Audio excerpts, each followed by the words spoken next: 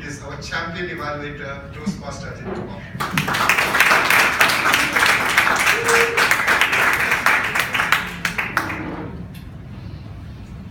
Thank you, General Evaluator. My better years are yet to come. So, fellow Toastmasters, ladies and gentlemen, good evening to all of you. And where is my target? Oh yes, Toastmaster Aaron Watson. You are trying to demonstrate today evening to all of us as to how to be a successful negotiator. How to be a successful negotiator in a win-win kind of situation. Now, this project is very important to you to understand how to employ the techniques given in the manual to be successful. And also important for the audience to understand as to what are the nuances of the negotiations which you must put forward to be successful in the end. Now let me just, before I go into the recommendations and the points of my improvement, let me just bring out how you handle it. As recommended by the project, you handled it initially with the explanation as to what are the important steps in a successful negotiation. And out of that, one of the things which I've noticed is that you talked about love your opponent.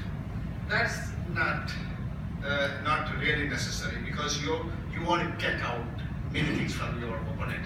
You cannot love the opponent and also walk out from a negotiation. These two things are not very much in tune with the project objectives. Because to be a successful negotiator, to walk out from a negotiating table is only a perception you should show to the opponent. You should never walk out, in fact. Because if you walk out, the negotiation ends there. So that is only a perception you should pose as an ultimate weapon. But the important thing is closing the deal. So you must appreciate the opponent, allow him to speak. All those points which you stated in the 5 steps are excellent. But in the end, don't love him so much. Okay. Now the next one is that you demonstrated your negotiation techniques using another partner, Toastmaster Anand, who turned out to be a very tough nut, expecting too much in his dowry, and of course I think probably took you by surprise that he was looking for so many things. We never thought like such a nice looking gentleman would be so greedy.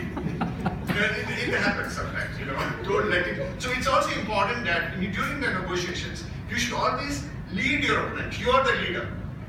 You only give him, you're letting him to speak and channelize him to your interest. That's very important. If you're letting him speak and open out and have an upper hand over you on his demands, then it's very difficult to put him down. So let me say in this case is that you must say that what is so important in today's alliance is the good values the young gentlemen carry these days. The educated people, they come up with good value. They are just not following the rustic old social traditions, and they look for the match, the expectations from a good alliance is something else. Then you just lead him and lead him away from that demand of dowry, because you must also have a premonition as to what your opponent is going to ask. This is very important. Another thing is that in a negotiations, it's always important that, as I said, the closing the deal. So in order to close the deal, you must show how you can attract the opponent with your stuff. Because here your daughter is getting married, and you should show how so important your daughter is. What are the great things she's having? The kind of education, the kind of extracurricular or something like that. You should speak a lot about your daughter. In fact, you didn't say anything about it. You said like, oh yeah, there are hundreds of alliances waiting for her. That's not good enough. That's not convincing enough. So in nutshell, let me just give the recommendation saying that this was not a successful negotiation. Because it did not. Walking away from a negotiation table is not a successful negotiation. So you must come up with some topic or some role play or some more, one more project. I would recommend, of course, you have demonstrated everything, you filled in all those things, but in order to really fulfill the demands of this project, it's good that you come up with a role play and show how you can really be successful. You get what I'm trying to say? Then only it really meets the project demand. I feel, in my opinion, my humble opinion.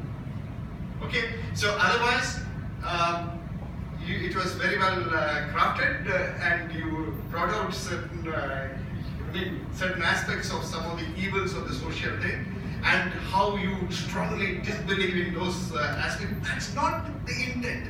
Your intent is not to show to us as to what you believe in, how to demonstrate a successful negotiation in a win-win situation. So I think, Arun, I would suggest that being a senior Toastmaster like you, you should always take this project as a challenge, as well as a very important learning point for you as well as for the audience. So may come up with a different role play. Don't take people like Toastmaster Anand. You must take somebody much more softer. Okay? Thank you very much.